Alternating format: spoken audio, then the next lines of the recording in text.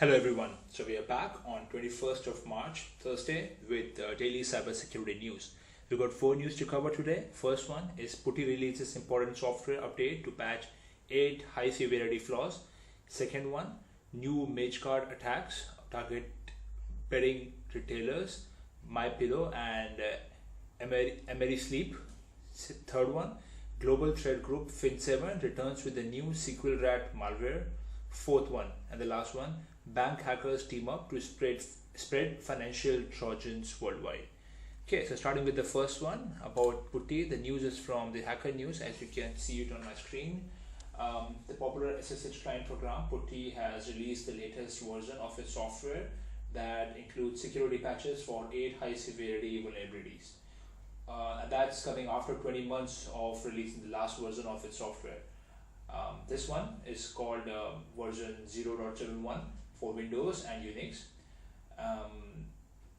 As per PuTTY, all previous versions of PuTTY software have been found vulnerable of multiple security vulnerabilities that could allow malicious server or a compromised server to hijack systems in different ways. So to go through all the 8 vulnerabilities, I'll just put the titles. The first one, as you can see on screen, authentication prompt spoofing. Second one, code execution via CHM hacking. Third one, buffer overflow in Unix PuTTY tools. Fourth one, reusing cryptographic random numbers. Fifth one, integer overflow flaw. Sixth one, seventh one, and eighth one, terminal DOS attacks. Moving on to the second news, new Magecart attacks target bedding retailers MyPillow and Amerisleep.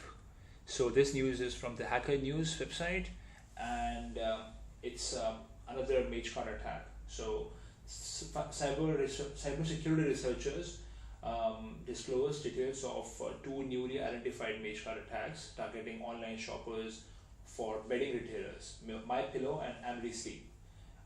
As you already know, we have discussed earlier, Magecart is an umbrella term researchers have given to at least 11 different hacking groups that are specialized in implanting malware code on e-commerce websites with an intent to steal payment card details, credit card details of the customers. Magecart made headlines last year after attacking several high-profile clients, including British Airways, Ticketmaster, and Newegg. The hackers use a digital payment card skimmer, a few lines of malicious JavaScript code that they insert into the checkout page of hacked website and designed to capture payment information of customers in real time and then send it to the remote attacker control server. Earlier this year, in 2019, Magecart attacks also compromised nearly 277 e-commerce sites in a supply chain attack by inserting its skimming code into a popular third-party JavaScript library from Adverline. These cyber attacks eventually target all customers who made online purchases on hundreds of European e-commerce websites and modified the Adverline script. Similar to the previous attacks, after finding a way to get a foothold on the targeted website, the Magecart attackers implanted digital skimming code on both these websites, MyPillow and Amerisleep, and managed to skim payment cards of their customers during online transactions. And this is a sample from RiskIQ, the researcher, JavaScript. And also, if you are interested, there is a link on the Hacker News portal for the full research from RiskIQ. Okay, moving on to the third news, global threat group Fin7 returns with a new SQLRat malware.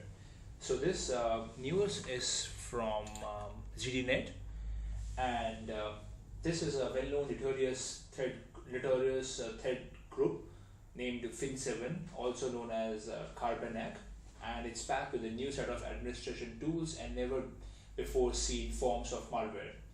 This group have been active since 2015, and the group's inception has been connected to attacks against hundreds of companies worldwide. Over 100 companies have been impacted in US, with many victims in the catering, gaming and hospitality industries. Hackers are believed to have stolen at least 15 million US credit card records from over 6,500 POS point of sale terminals in thousands of locations up to now. Recently, researchers from Flashpoint, which I'm going to bring up now, that's the research from Flashpoint if you want to read more. Okay, so these researchers published a new research relating to the recent activities of Fin7.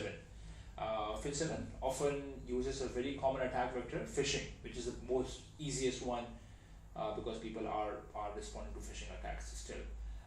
So in an attempt to dupe would-be victims into downloading and executing a malware, again very simple. Phishing emails are sent which are loaded with malicious attachments, and one in particular has revealed the existing of a new form of malware. The group, the researcher Flashpoint calls the new sample SQLRat. The malware is capable of dropping and executing SQL scripts on a compromised system, which the cybersecurity firm calls ingenious, as they don't have artifacts behind the way traditional malwares does. So in turn, this makes the hacker tracking, forensics, and reverse engineering extremely difficult for the researchers or for security guys. The script forges a connection to Microsoft database controlled by Fin7 and then executes various tables, including the write to disk of a custom version of TinyMe, an open source meterpreter stager. But the threat actors are not limited in what they can choose to download or execute onto a compromised machine. So this SQLRat is spreading through an image overlaid with a VB form, trigger which asks recipients of a phishing email to unlock protected contents. If double-clicked, the form executes a VB script to begin the infection process and also creates 2 task scheduled entries to maintain the persistence. Okay, moving on to the last one. Bank hackers team up to spread financial Trojans worldwide. And this news is from ZDNet. So I'm going to go to a graph just to show the details, and then I start. So as we know, the banking Trojans are very popular in cyber criminal schemes, giving the valuable data and financial services they can steal in successful cyber attacks. So banks are actually trying to increase their security every day so that they don't get impacted by these hackers. And these banking Trojans are considered one of the top threats to the enterprise today also. So if you see the stats for last year, 2018, Kaspersky Lab recorded roughly 900,000 financial malware-based attacks against users, which is an increase of 16% compared to 2017. The names of such malwares are very familiar if you have heard this channel before. CUs, Rhythm, Backswap, Emoted, Cozy, and Ramnet are a few of them which you can see on my screen also with the percentage. So these Trojan families which have gained prominence in the cyber criminal world. However, the operators of campaigns using banking Trojans are constantly looking for space and territory. So these malwares were the most active banking Trojans in 2018, and while other forms of malware have also grown the popularity. So this is so TrickBot was 13%, Gozi 12%, and the list goes on. So but what's different now is the Russian cyber criminals behind the malware, who target banks and wealth firms managing high value accounts, have recently diversified into a ransomware as part of a wider botnet strategy, and are now working with gang members from IT, the fourth on the list on my screen. IBM believes this partnership is a short-lived one and was designed in the hopes of creating a botnet of a size comparable to the old Game Over's US botnet.